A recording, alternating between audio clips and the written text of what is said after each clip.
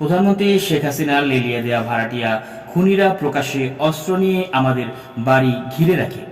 বাড়ির কেউ বাইরে এলে অথবা বাড়ির ভিতরে ঢুকে খুনির দল যে কোনো সময়ে আমার পরিবারের সদস্যদের হত্যা করবে। ভয়ে এবং প্রাণ বাঁচানোর জন্য আমার বাড়ির লোকেরা কেউই বাড়ির বাইরে তো আসতোই না, বরং বাড়ির মেইন গেট, কেচি গেট, গ্রিল গেট এবং দরজা জানালা সব বন্ধ করে রাখত।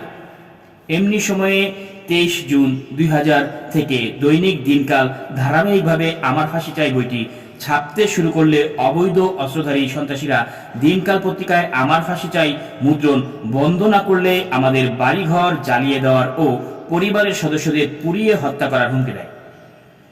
আমার মাতা এবং আমার স্ত্রী এই পরিস্থিতিতে টেলিফোনে দৈনিক দিনকালকে আমার ফাঁসি চাই গ্রন্থটি আর মুদ্রণ না করার সবিশেষ অনুরোধ করে। দৈনিক দিনকাল অত্যন্ত সহানুভূতির সাথে অনুরোধের প্রতি শ্রদ্ধা জানিয়ে বাস্তবতার আলোকে সুবিবেচনা করে গ্রন্থটির প্রকাশ সাময়িকভাবে বন্ধ করে। ফলে আমার পরিবারের লোকজন নিশ্চিত মৃত্যু সাময়িকভাবে স্থগিত হয়। আমার ফাঁসি চাই গ্রন্থটি দিনকালে ছাপানো স্থগিত হলে সাংবাদিক, সাহিত্যিক, শিক্ষক সহ হাজার হাজার পাঠক গ্রন্থটির অবশিষ্ট অংশ প্রকাশ করার জন্য দৈনিক দিনকালকে অনুরোধ করতে থাকে। এই পরিস্থিতিতে প্রধানমন্ত্রী শেখ হাসিনার সরকার আমার ফাঁসি চাই বইটি নিষিদ্ধ করবে না দৈনিক দিনকাল নিষিদ্ধ করবে এ নিয়ে বিপাকে পড়ে যায়। অবশেষে 30 জুন 2000 শুক্রবার শেখ হাসিনা সরকার আমার ফাঁসি চাই বইটি নিষিদ্ধ ও বাজেয়াপ্ত করে। আমার মাতা ও স্ত্রীর অনুরোধে বিবেচনা নিয়ে আমার ফাঁসি চাই গ্রন্থটি ছাপানো স্থগিত করে আমার পরিবারকে নিশ্চিত মৃত্যুর হাত থেকে রক্ষা করার চেষ্টা করার জন্য দৈনিক দিনকাল পত্রিকার সম্পাদক কাজী সিরাজকে কৃতজ্ঞতার সাথে অভিনন্দন।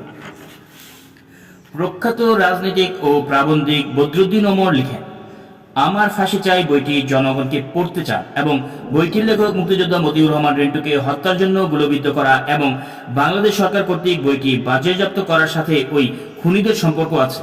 শ্রদ্ধেয় বদরুদ্দিন ওমরই আমার হত্যা প্রচেষ্টা এবং আমার ফাঁসি চাই বই বাজেয়াপ্ত ঘটনার সাথে সরকার তথা প্রধানমন্ত্রী শেখ হাসিনা জড়িত বলে অভিমত প্রকাশ করেন। সাহস করে সত্যি কথা লেখার জন্য হৃদয়ের গভীর থেকে শ্রদ্ধেয় বদরুদ্দিন ওমরকে হাজারো সালাম, উষ্ণ অভিনন্দন, রক্তিম শুভেচ্ছা এবং কৃতজ্ঞতা জানাচ্ছে। 15 আগস্ট 2000 সংখ্যা 44-এ জায়দা দিন এর 9 নম্বর পাতায় প্রাবন্ধিক সিরাজুর রহমান লিখেছেন, আমার ফাঁসি চাই বইয়ের লেখক মতিউর রহমান রেন্টু শতাধিক আলোকচিত্র এবং অন্যান্য দলিলের সাহায্যে তার বক্তব্য এমনভাবে লিপিবদ্ধ করেছে যে সেসব বক্তব্যের সত্যতা সম্বন্ধে সন্দেহ করা কঠিন। সবচেয়ে বড় কথা, শেখ হাসিনা সরকার ব্রিটিশ উপনিবেশিক শাসকদের মতো তাড়াতাড়ি বইটি নিষিদ্ধ ঘোষণা এবং চট্টগ্রামে প্রধানমন্ত্রী শেখ হাসিনার একটির বদলে 10টি লাশ ফেলার হুমকি দিয়ে মতিউর রহমান রেন্টুর বক্তব্য এবং মূল্যায়নের নির্ভুলতাই প্রমাণ করলেন। আমেরিকাতে সাপ্তাহিক বাংলাদেশ নামক একটি বাংলা সাপ্তাহিক পত্রিকা আমার ফাঁসি চাই বইটি ধারাবাহিকভাবে প্রকাশ শুরু করলে পত্রিকাটির প্রচার সংখ্যা, সার্কুলেশন বহুগুণ বৃদ্ধি পেয়ে যায়। এই অপ্রত্যাশিত চাহিদার কারণে সাপ্তাহিক বাংলাদেশ পাঠকের চাহিদা পূরণে হিমশিম খেয়ে যায়। ফলে পাঠকগণ উচ্চ মূল্যে পত্রিকাটি ক্রয় করে ফটোকপি করে নিতে থাকে। 20 সেপ্টেম্বর 2000 নিউ ইয়র্ক থেকে প্রকাশিত প্রাবন্ধিক ও কলাম লেখক হাসান ফেরদৌস আমার ফাঁসি চাই বইয়ের বিষয়ে লেখেন, যা দৈনিক প্রথম আলো পত্রিকায় উপসংপাদীয় পাতায় 29 সেপ্টেম্বর 2000 শুক্রবার সাময়িকজাত শিরোনামে ছাপা হয়। প্রবাসী হাসান তার সাময়িকজাত শিরোনামে প্রবন্ধ লিখেছেন। সাময়িকজাত শব্দটি রুশ, ইংরেজি অর্থ দ্বারায় সেলফ পাবলিকেশন। অনেক কথার মাঝে তিনি যা লিখেছেন তার কিছু অংশ হলো বই কোনো বোমা বা বন্দুক নয়, কিন্তু বইতে যে ভাবনা, বিশ্বাস বা তথ্যের আভাস থাকে তা কখনো কখনো বোমার চেয়েও ভয়ঙ্কর। ঢাকা থেকে সম্প্রতি আমি একটি সাময়িকজাত বই পেয়েছি। নিউ ইয়র্কে আসা কোনো ব্যক্তি ঢাকা থেকে বইটি হাতে করে নিয়ে এসেছিল। আরও 5 হাত দূর ঘুরে বইটি আমার হাতে এসেছে। বইটির নাম আমার ফাঁসি চাই, লিখেছেন মতিউর রহমান রেন্টু। আমার হাতে এসেছে মুদ্রিত বইটি নয়, তার একটি ফটোকপি। লিগ্যাল সাইজ কাগজে বহু যত্ন করে 270 পাতার বইটি কপি করা হয়েছে। তারপর একরঙা কাগজে অত্যন্ত পেশাদারিভাবে বাঁধাই করা হয়েছে। বইটি সরকারিভাবে নিষিদ্ধ বলে শুনেছি। না, নিষিদ্ধ বই নিয়ে আলোচনা আমার উদ্দেশ্য নয়। তাছাড়া আলোচনার মতো তেমন কোনো বইও নয় এটি। অশুদ্ধ ও দুর্বল বাংলায় একজন নবিশ লেখক বাংলাদেশের রাজনীতির অজ্ঞাত সব কাহিনী লিখেছেন। নিষিদ্ধতার বারবতরতার কারণে সাময়িক মিথিক্যাল মর্যাদা সে ইতিমধ্যে অর্জন করে নিয়েছে। কোনো বইকেই কখনো নিষিদ্ধ করা উচিত নয়, সরকারি বা বেসরকারি যেভাবেই হোক না কেন। কোনো বইয়ের ভালো মন্দ সরকারি আমলারা বিচার না করে যদি পাঠককুলের হাতে সেবার দেওয়া হয় তাহলে সবার জন্যই মঙ্গল। ঢাকনা ফেলে কোনো কিছু ঢেকে রাখা এখন আর সম্ভব নয়, আর তেমন কোনো চেষ্টার অর্থ দাঁড়ায় ঢাকনার ভিতরে লুকানো যা কিছু তার প্রতি আগ্রহ চাঙ্গা করা। তার চেয়ে বড় কথা ঢাকা হলো তো যে রেডিক্যাল সে কথা প্রকারান্তে জানিয়ে দেওয়া। রাজনীতি যারা করেন এই সহজ রাজনৈতিক সত্যটি তাদের বোঝা উচিত। হাসান ফেরদৌস তার প্রবন্ধের ৩য় অধ্যায়ে লিখেছেন, প্রথমেই বলেছি বইটি নিয়ে আলোচনা করব না, কিন্তু তাতে অন্তর্ভুক্ত একটি ঘটনা উল্লেখ করার লোভ সামলাতে পারছি না। এই কথা বলে হাসান ফেরদৌস আমার ফাঁসি চাই বইয়ের একটি ঘটনা উল্লেখ করে লিখলেন। কি জানি কেন এই ঘটনাটি পড়ে আমার ইরিনা রাতুশিন স্কোয়ার একটি কবিতার কথা মনে করল। ইরিনা নামজাদা রুশ ভিন্ন মতাবলম্বী। তার সাময়িকজাত বই এক সময়ে হাতে হাতে ঘুরেছে। No I am not afraid এই নামে তার একটি কবিতা গ্রন্থ রয়েছে। এই গ্রন্থের একটি কবিতার নাম আই হেট ফুল কান্ট্রি। সেই কবিতার প্রথম কটি line, how good you are at swearing loyal subject, how zoology you destroy. All those who could not be brought to sold, but who were condemned to love you. কি জানি এই line কটি কেন মনে পড়ল। হাসান ফেরদৌসকে ধন্যবাদ। গ্রন্থটি নিয়ে কোনো আলোচনা করবেন না বলেও তিনি গ্রন্থটির অন্তত একটি ঘটনা নিয়ে আলোচনা করেছেন, এজন্য ধন্যবাদ। আমার বিশ্বাস কোনো লেখকের একটি কাহিনী, একটি ঘটনা কিংবা একটি পংক্তিমালাও যদি পাঠকের হৃদয় স্পর্শ করে, কোনো কবির কবিতার একটি শব্দ যদি পাঠক শ্রোতার মনে স্থান পায়, তাহলে কুহু কুহু ডাকে মানুষকে আনমনা করে তোলা বসন্তের কোকিলের ন্যায় সেই লেখক, সেই কবি ধন্য হয়ে যায়, সার্থক হয়ে যায়। ধন্য আমি, আমার ফাঁসি চাই গ্রন্থ। হাসান ফেরদৌস বইটি সরকারিভাবে নিষিদ্ধ বলে শুনেছেন, কিন্তু তিনি কি শোনেননি? আমার ফাঁসি চাই বইটি লেখার দায়ে রাষ্ট্রের প্রধান নির্বাহী প্রধানমন্ত্রী শেখ হাসিনা আমাকে হত্যা করার জন্য ভাড়াটিয়া খুনিদের দিয়ে গুলি করিয়েছে। ঘাতকের 4টি বুলেট আমার দেহে বিদ্ধ হলেও পরম করুণাময় আল্লাহ পাকের অশেষ দোয়ায় আমি আহত অবস্থায় প্রাণ নিয়ে পালিয়ে যেয়ে সাংবাদিক সম্মেলন করেছি এবং প্রধানমন্ত্রী শেখ হাসিনাকে অভিযুক্ত করেছি। না শোনার কোনো বিশ্বাসযোগ্য গ্রহণযোগ্য কারণ থাকার কথা নয়।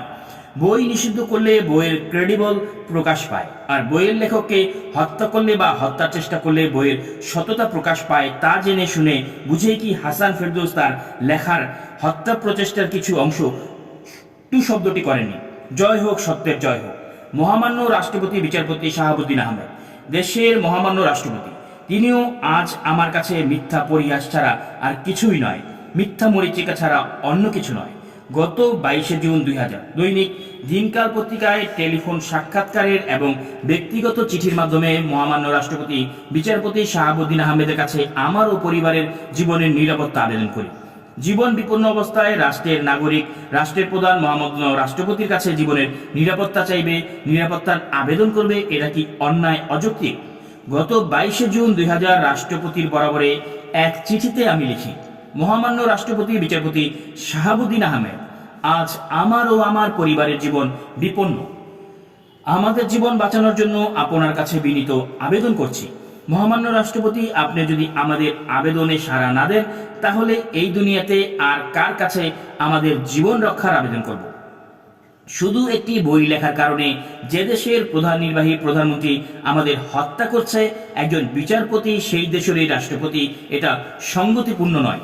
আপনার কাছে অকুল মিনতি, মহামান্য রাষ্ট্রপতি হিসেবে দয়া করে আমাদের জীবন বাঁচানোর জন্য একটু সক্রিয় হন। আপনি যদি দয়া করে আমাদের জীবন রক্ষার জন্য সক্রিয় না হন, তাহলে আমাদেরকে নিমিষে হত্যা করা হবে এবং রোজ কিয়ামতের দিন মহান রব্বুল আলামিনের দরবারে আমি আপনার বিরুদ্ধে ফরিয়াদ করব। মহামান্য রাষ্ট্রপতি, আদালতের বিচারে সাজাপ্রাপ্ত, মৃত্যুদণ্ডপ্রাপ্ত অপরাধীরাও আপনার কাছে দণ্ড মওকুফ চাইতে পারে, প্রাণ ভিক্ষা চাইতে পারে, এবং আপনি মহামান্য রাষ্ট্রপতি হিসাবে অপরাধীর সকল শাস্তি ক্ষমা করতে পারেন। আর আমাকে, আমার পরিবারকে বিনা বিচারে হত্যা করা হবে, এটা আপনি মহামান্য রাষ্ট্রপতি এবং একজন বিচারপতি হিসেবে চোখ বন্ধ করে মুখ বুজে মেনে নেবেন? এটা কিছুতেই হতে পারে না। মহামান্য রাষ্ট্রপতি বিচারপতি শাহাবুদ্দিন আহমেদের কাছে 22 জুন 2000 দৈনিক দিনকাল পত্রিকার মাধ্যমে এবং ব্যক্তিগত চিঠির মাধ্যমে আমাদের জীবন রক্ষার যে আবেদন করেছিলাম তাতে তিনি কোনো সাড়া দেননি। রাষ্ট্রপতি বিচারপতি শাহাবুদ্দিন আহমেদ আমাদের প্রাণ বাঁচানোর চেষ্টা করার নৈতিক আদর্শ দেখাননি। রাষ্ট্রপতি বিচারপতি শাহাবুদ্দিন আহমেদ আমাদের প্রাণ রক্ষার আবেদন বিবেচনায় নেয়নি। তিনি আমাদের প্রাণ রক্ষার জন্য একটুখানি মুখ খুললে অথবা সামান্য নড়ে চড়ে বসলেই আমাদের প্রতিনিয়ত মৃত্যুর বিভীষিকাময় গৃহবন্দী ও পলাতক জীবন অতিবাহিত করতে হয়তো হতো না। সাবেক প্রধান বিচারপতি এমন এক ব্যক্তি, রাষ্ট্রপতির কি আমাদের জন্য এতটুকু মায়া হলো না, এতটুকু দয়া হলো না, আমাদের জন্য তার প্রাণ কাঁদলো না? বই লেখা কারো কাছে হয়তো অপরাধ মনে হতে পারে, আর সেই অপরাধে আইন অনুযায়ী বিচার না করে প্রধানমন্ত্রী শেখ হাসিনার ভাড়াটিয়া খুনিদের দিয়ে লেখককে, তার পরিবারকে বেআইনিভাবে হত্যা করাবেন? এটা নীরবে নিঃশব্দে অম্লান বদনে রাষ্ট্রপতি বিচারপতি মেনে নেবেন? এটা প্রকৃত ন্যায় ও যুক্তিসঙ্গত নয়। প্রশ্ন হচ্ছে, মহামান্য রাষ্ট্রপতি কেন নীরব থাকলেন?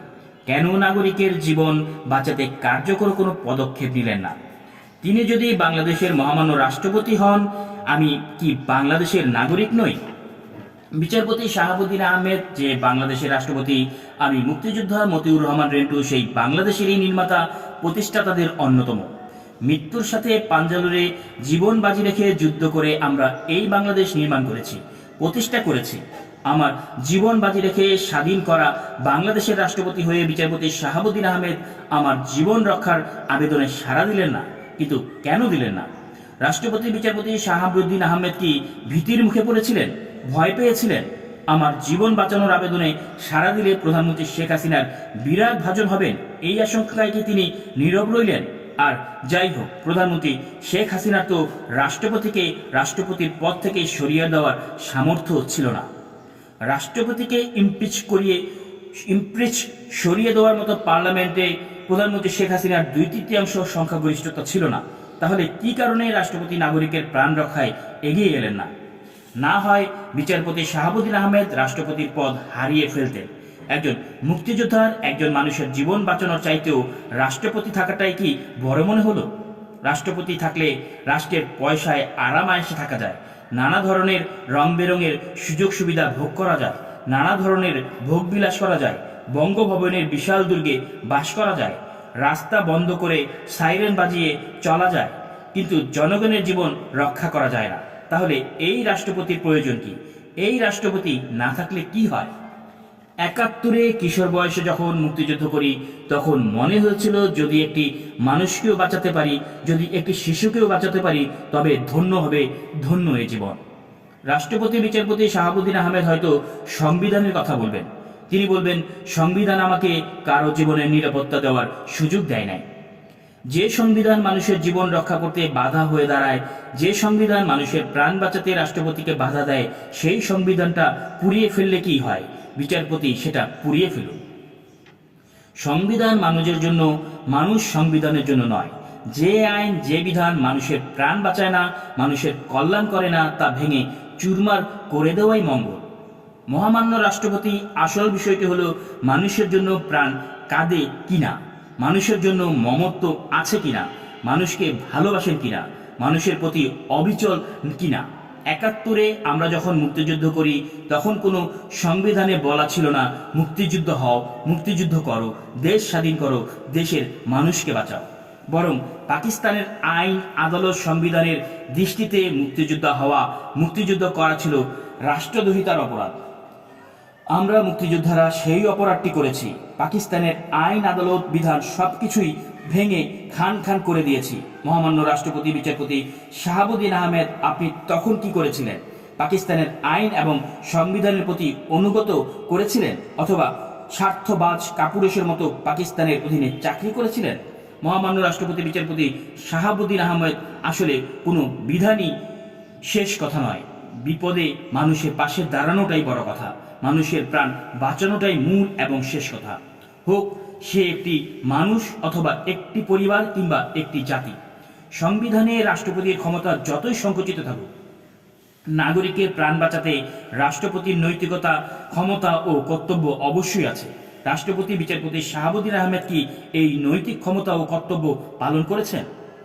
নাগরিকের জীবন রক্ষার নৈতিক কর্তব্য পালন না করে স্বার্থের মোহ ও বিপদের সম্ভাবনার কথা বিবেচনায় রেখে মহামান্য রাষ্ট্রপতির পদ আঁকড়িয়ে বসে থাকা কি লজ্জাজনক নয়?